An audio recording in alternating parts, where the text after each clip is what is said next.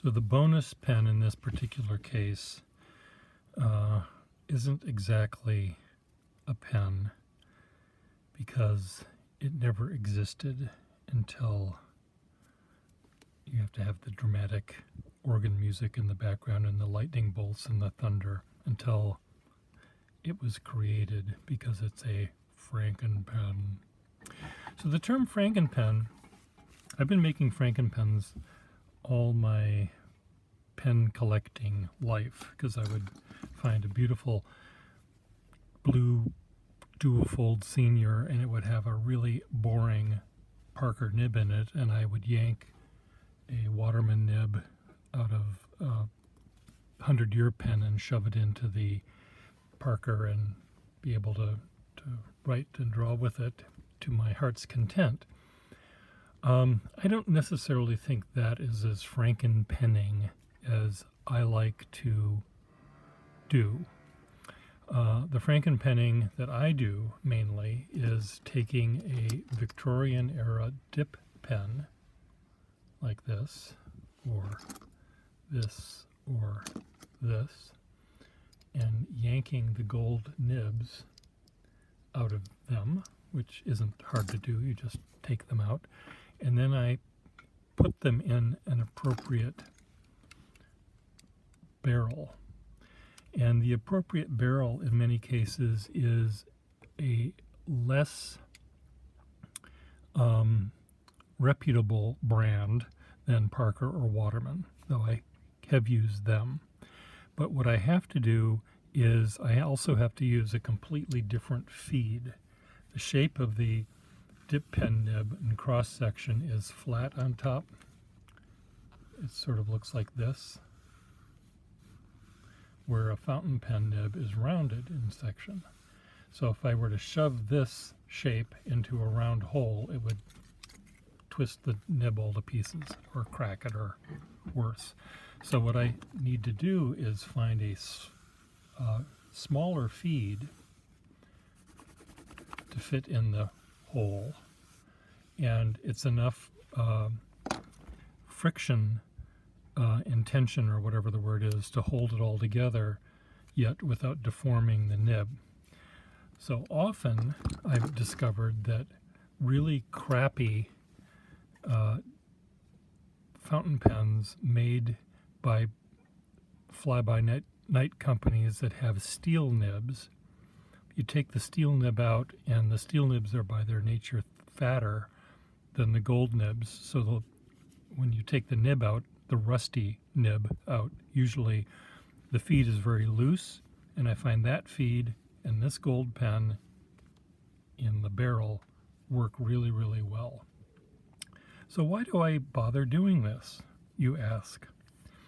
Well, I do this because the nibs on these Victorian pens are so expressively different, really, from modern fountain pens, more modern, meaning 1900 fountain pens, not 2021 fountain pens, but they are really, really very different kettles of fish, completely.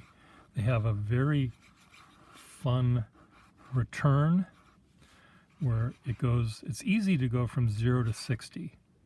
It's very hard for a pen to go from 60 to 0 immediately. There's something that's very different about how the pens are more modern pens were manufactured, that's not as snappy a return. And so what I do is take these nibs out of the fancy gold Victorian pens, set them into these more modern barrels, and use them. So you're saying, well, why don't you just use the dip pen the way it is?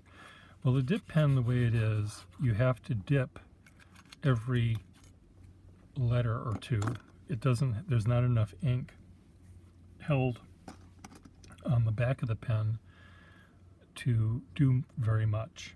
I don't know how people bothered to write anything more lengthy than a limerick, let alone a play or a novel or whatever, by continually dipping.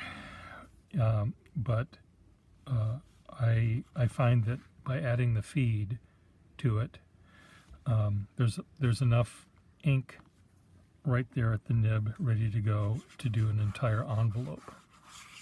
Mr. and Mrs. John Smith, whatever, something street, apartment XYZ, Massachusetts, Boston, Massachusetts, and did my power just go out? Have I not paid my bill? Fuck.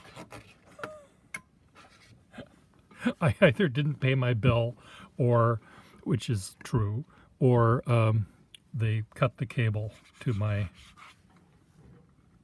house. Either one of those things could be possible, or perhaps even both. So I didn't get a shut-off notice, so I have a feeling something was done incorrectly. So another thing that I like, because I use these pens at my desk, I occasionally have people that have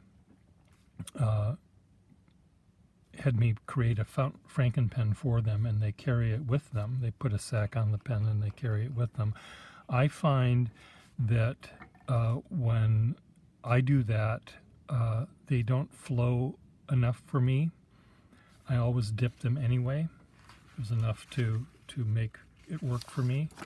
But I think some people have had good luck with them, including the person who I believe coined the term Frankenpen. He sent me a pen, and I think I had the nib, and he wanted me to put it together, and as usual, it took longer than I thought. And he called me on the phone and he said, "Where's my Frankenpen?" And I didn't know what the hell he was talking about. This was 40 years ago. And he said, "The pen you're making, it's like a Frankenstein monster. You're building it out of parts." And I said, "Oh, okay." So I believe he coined the term Frankenpen, which I think is a perfectly good term for them. But another thing that I like to do is to put a Frankenpen nib, a Victorian era dip nib, into a desk pen. And what's really neat about having a desk pen of any sort, whether it's a Frankenpen version or not, is that you are able to move your hand up and down this extensive length without bumping into the cap or knocking the cap off or running out of pen. And you're able actually to do drawings holding the pen way back, so you don't have your hand getting in the way of looking at what the drawing that you're making. And it's how painters paint. They don't hold the brush way down here like this. They hold it way back here. And to hold a pen that far back, you can't do it because the pen, there's not enough pen. There is enough on a desk pen to be able to do that. So what's really, really fun is drawing or doing calligraphy with a desk pen, because you have that length to play with. Generally, Frankenpens are very, very difficult to sell because they're so very different from each other. It's really something that I have to do when you're sitting across my desk from me, but I should be able to sell some for you if you really want me to and are willing to come to Boston and are willing to spend lots of money, because I have to make a Frankenpen out of 3 complete pens, free pens that would be complete if I didn't have to take them apart. And they're really quite fun. So Frankenpenning is your bonus pen.